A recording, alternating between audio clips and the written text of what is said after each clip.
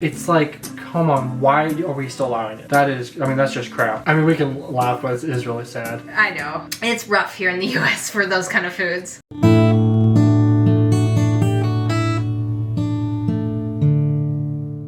Hey everyone, welcome back to the channel. Today we're going to be checking out American foods that are banned in other countries. This has been covered in several previous videos we've done over the last 2 years, but it's only been like a few things here and there. This is going to be like a bigger list, I think. This is a full video just on American foods that are banned in other countries. I know a lot of our food is banned in other countries. I kind of knew that before, and then I definitely found out as we've gone through the channel, like how much. Right. I feel like a lot of people are starting.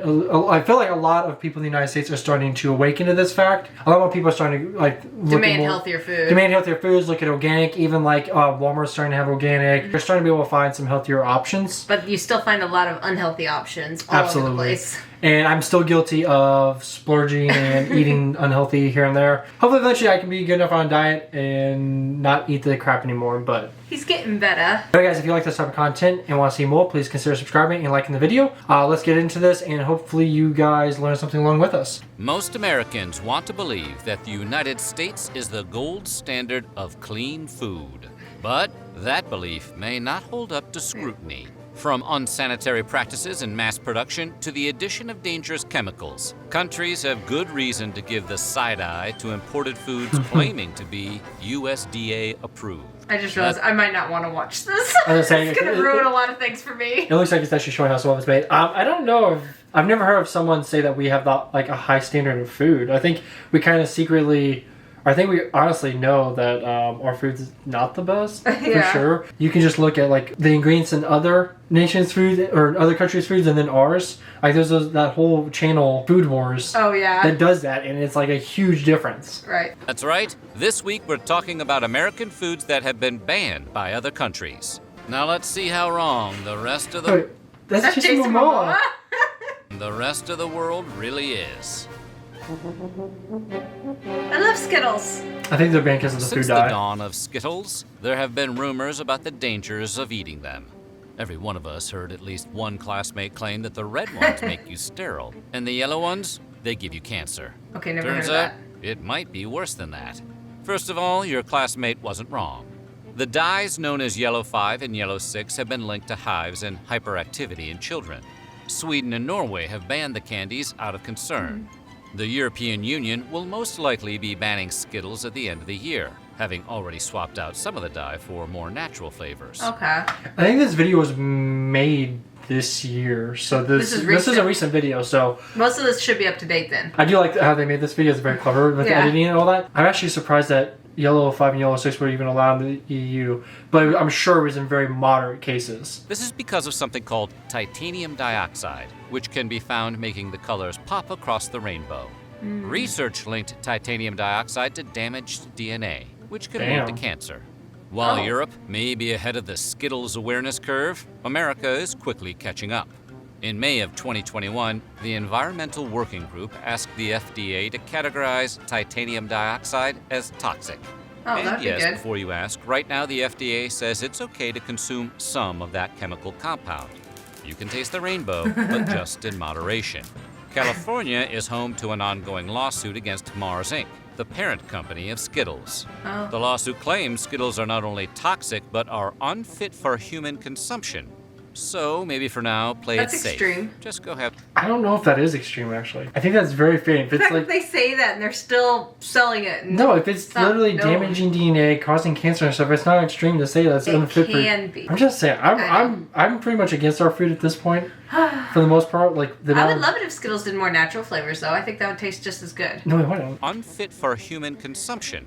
So maybe for now, play it safe. Just go have some Swedish fish instead. Bread? Okay, it's gotta be specific. I bet it's something to do with the gluten intolerance. I don't know what possible Ever looked chemical. at a piece of crusty French baguette, be it in cartoon or in real life? But let's be honest, it was probably in the hands of Pepe Le Pew, and think, I can't make a sandwich with that. As great as we talk about the invention of sliced bread, a lot of European countries have actually banned much of what you'd find on America's wide grocer shelves.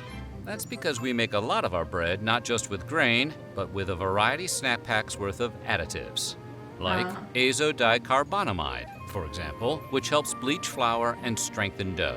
Oh, okay. Fun fact about azodicarbonamide, it's also used in a spectrum of industrial products, including yoga mats.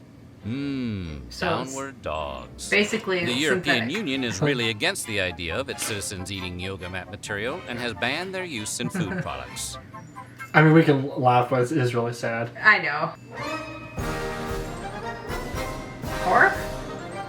Pork, the other white meat, is a staple of American meats along with chicken, fish, and beef. From bacon to ham, hot dogs to pork chops. American meat eaters consume about 67 pounds of pig per person every year.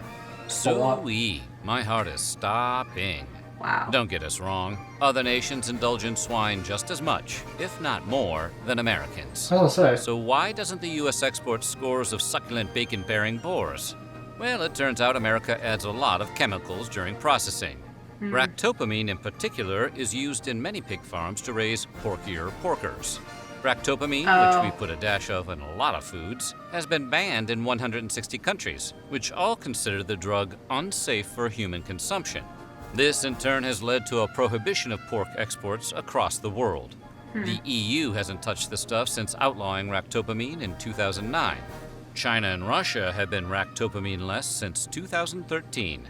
Maybe that's because ractopamine has the same effects as an intoxicant on humans and can cause tachycardia, headaches, and muscle spasms if consumed in large enough quantities. Okay, so it's kind of funny. They showed the heart, and that reminded me that like, there's a statistic, eating a lot of bacon and stuff is bad for your heart, or a lot of pork. But then when you do need heart surgery or something, they usually replace it with pork valves. Oh, really? Yeah, so there's like a lot of jokes out there. It's like, the same thing that's killing you is going to save you. But the fact that it's banned in so many other countries, it's like, come on, why are we still allowing it? I'm sure it comes down to greed. They make them bigger and fatter, they get more meat out of the same. That's really sad. Bang for your buck. That is, I mean, that's just crap. But it is a small price to pay for a perfect piece of the pork. Chicken, I think on the chicken, I think it's something to do with bleaching. They bleach the chicken. We'll see. Hygiene in America often comes down to dousing stuff in a chlorine bath and calling it FDA approved. And chicken is no exception. Pathogen reduction treatments, or PRTs, refer to the use of different chemicals to destroy harmful microbes on raw meat. Somewhere along the line, American food regulators decided to quit chlorine. Yeah, there is. Those were huge. Those look like turkeys. No, they're chickens. Why were they It's huge? growth hormones. Are normal chickens that big? Not from a farm, no. I know, but even the chickens I get are not anywhere close to that size. Way to kill salmonella and other bacteria on uncooked poultry. Chlorine marinade. And look, it's not that the EU is against taking a long gulp from the public pool now and then. In fact, the risks posed by chlorine consumption are relatively low.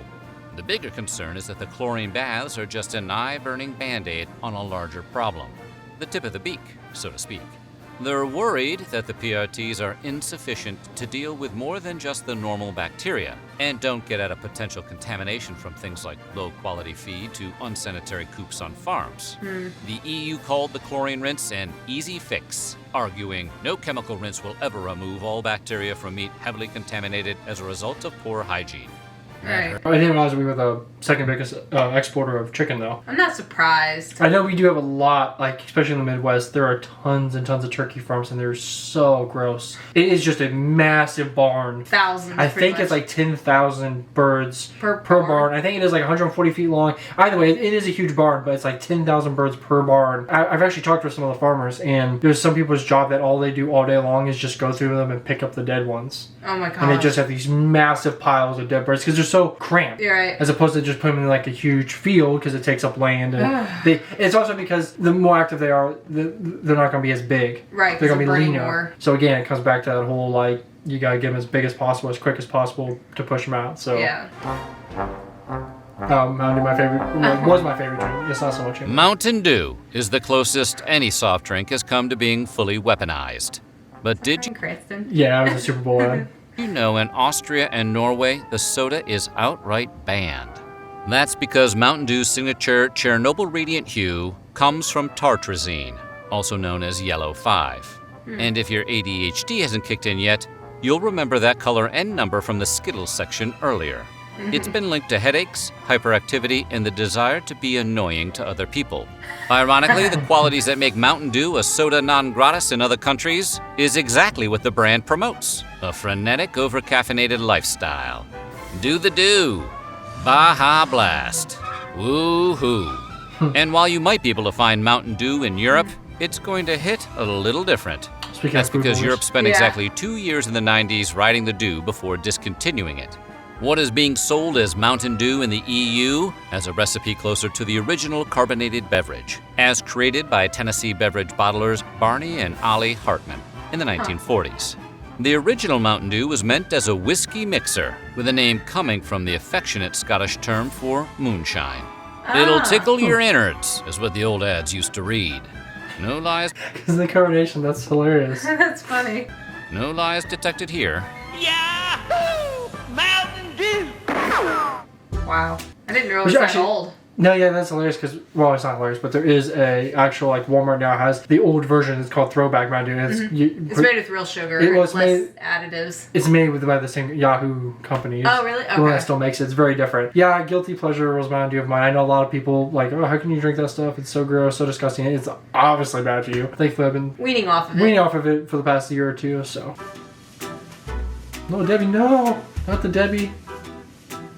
Little Debbie has been providing Americans with comfort snack food since the 1960s, with their variety of zebra cakes, star crunches, nutty bars, fudge rounds, and cosmic brownies.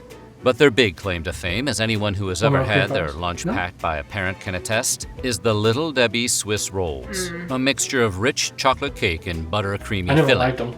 Over 900 million cartons of Little Debbie products are shipped each year, but none of those cartons go anywhere near Austria or Norway. Blame those rascally additives, yellow 5 and red 40. Swiss rolls contain 32 milligrams of dye per product, and in those quantities, they've been shown to have an adverse effect on children. And we're not just talking about causing hyperactivity, although one study found that cutting all artificial food coloring from diets may be 1/2 as effective as prescribing kids Ritalin. And while we can't prove there's a direct connection between artificial food coloring and cancer, they do cause damage to white blood cells, causing them to mutate after only 3 hours. Exposure to these dyes could cause tumor cells to multiply way more rapidly. For that reason, researchers say a high chronic intake of food colorings throughout the entire life is not advisable. If only they weren't so delicious.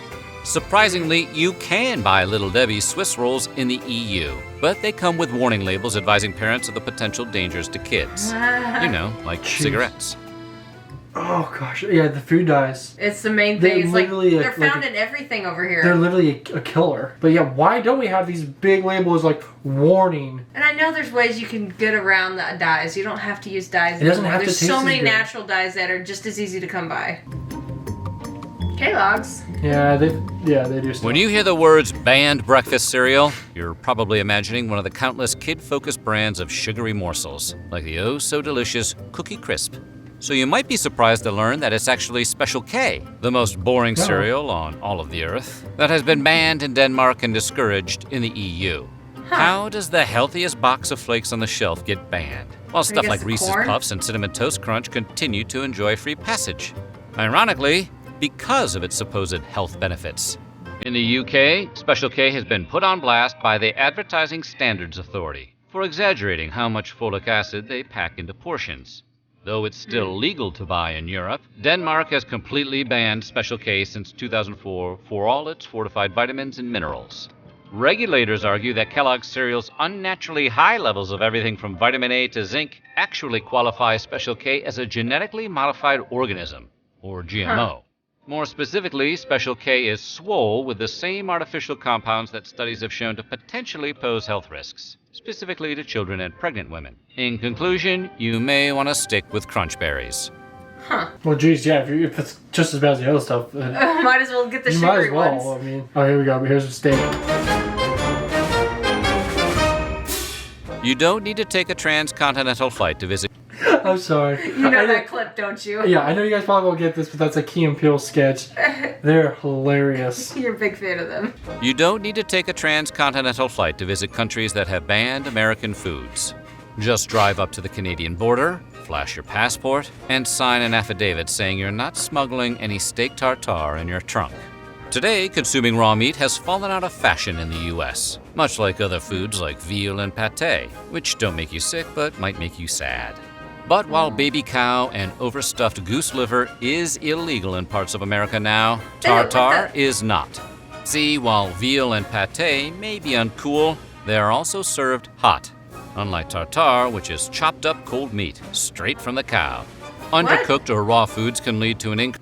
That's that guy from Food Wars. Yeah, I think so. Okay, I've never heard of tartare. This might just be my ignorance showing. I have no idea what he's talking about. I didn't know that was a thing to eat raw beef. Chopped I know up there's cold lots meat, of other straight raw from the meats. cow. Undercooked or raw foods can lead to an increase in food poisoning and parasitic infections, especially in beef and poultry. Yeah. But considering how fancy pants steak tartare is, Titanic food one might say, you'd think countries might look the other way and let the luxury delicacy slide. And for a long time they did. In Canada, meat has to reach an internal temperature of 145 degrees Fahrenheit, the equivalent of a medium rare steak, in order to be considered safe to serve. But those rules aren't strictly enforced. That is, until recently. In 2021, restaurant owners in New Brunswick selling steak tartare were all served cease and desist letters. Canadian public health officials had decided that amid the ongoing health crisis of COVID-19, the last thing their citizens needed was a side order of botulism.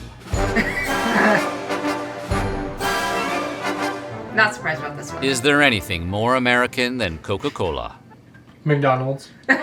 Yes. The fizz, the flavor, the former go secret hand in hand. ingredient, cocaine.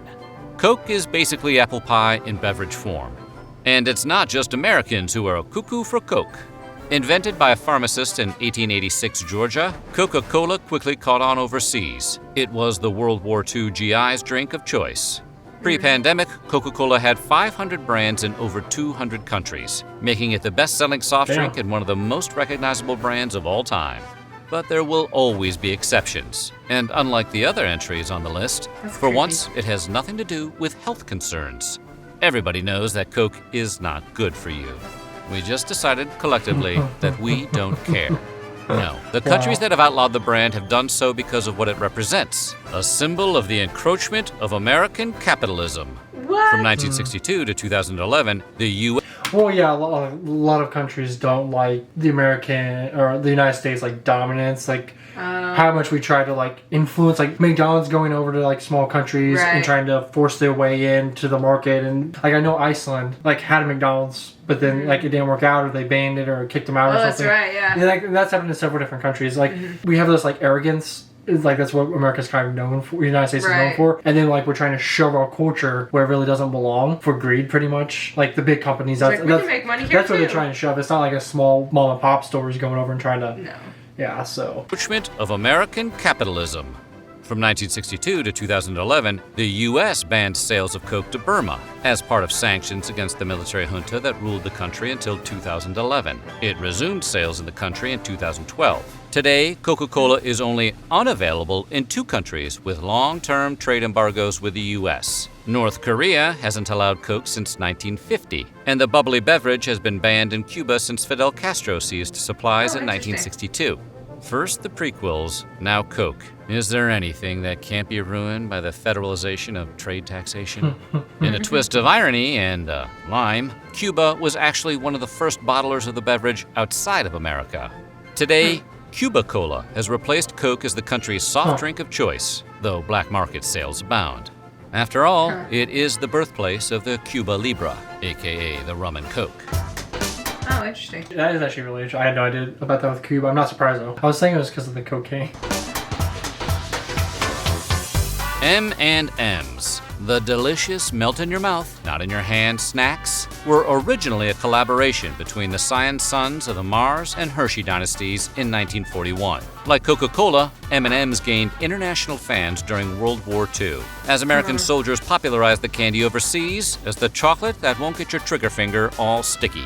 But you won't find the candy in Sweden, where it's banned due to a trademark conflict with a popular national candy that also features lowercase m's as its signature.